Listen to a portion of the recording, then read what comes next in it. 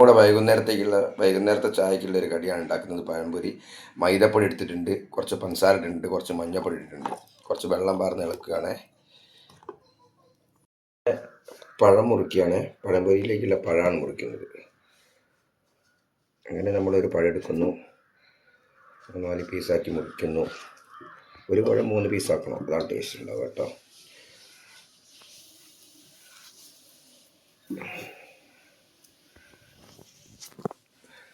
അങ്ങനെ പഴം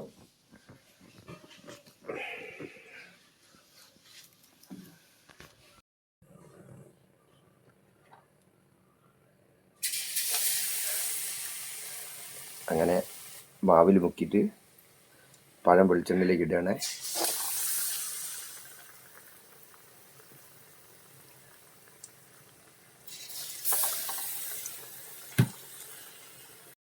അങ്ങനെ കട്ടൻ ചായയും പഴംപൊരി റെഡി.